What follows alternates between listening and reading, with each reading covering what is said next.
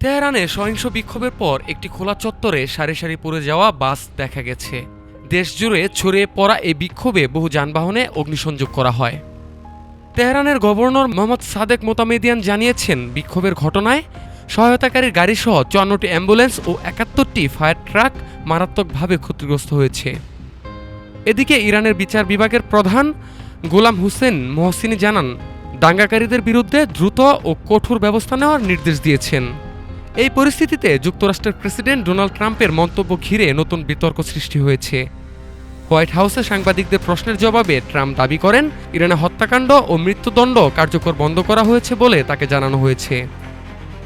আমাদের খুব গুরুত্বপূর্ণ সূত্র জানিয়েছে যে হত্যাকাণ্ড বন্ধ হয়েছে এবং আজ যেসব মৃত্যুদণ্ড কার্যকরের কথা ছিল তা আর হচ্ছে না।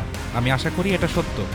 তবে সাংবাদিকরা যখন মরদেহ বহনের ব্যাগ দেখার কথা উল্লেখ করে এই তথ্যের বিশ্বাসযোগ্যতা নিয়ে প্রশ্ন তোলেন, তখন ট্রাম্প বলেন, সাম্প্রতিক দিনগুলোতে উভয় পক্ষের গোলাগুলির ঘটনা ঘটেছে। ওরা আমাকে বলেছে কোনো মৃত্যুদণ্ড কার্যকর করবে না। আমি সত্যিই আশা করি এটা ঠিক। ইরানের বিরুদ্ধে সামরিক পদক্ষেপ এখনও বিবেচনায় আছে কিনা এমন প্রশ্নে ট্রাম্প জানান, পরিস্থিতি পর্যবেক্ষণ করা হচ্ছে। আমরা দেখব কিভাবে বিষয়টি এগোয়। যারা পরিস্থিতি সম্পর্কে জানে তারা আমাদের আশ্বাস দিয়েছে।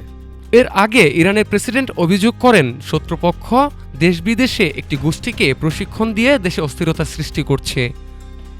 সর্বোচ্চ নেতা আয়াতুল্লাহ আলী খামেনি বলেন, কিছু মানুষ যুক্তরাষ্ট্রকে খুশি করতে রাষ্ট্রীয় সম্পদ ধ্বংস করছে। উল্লেখ্য, গত ডিসেম্বর থেকে অর্থনৈতিক দাবিতে শুরু হওয়া বিক্ষোভ সাম্প্রতিক সময়ে সহিংস রূপ নেওয়ায় ইরান জুড়ে উত্তেজনা আরও বেড়েছে। মুকসুদুল হাসান মিঠু, ঢাকা টুডে।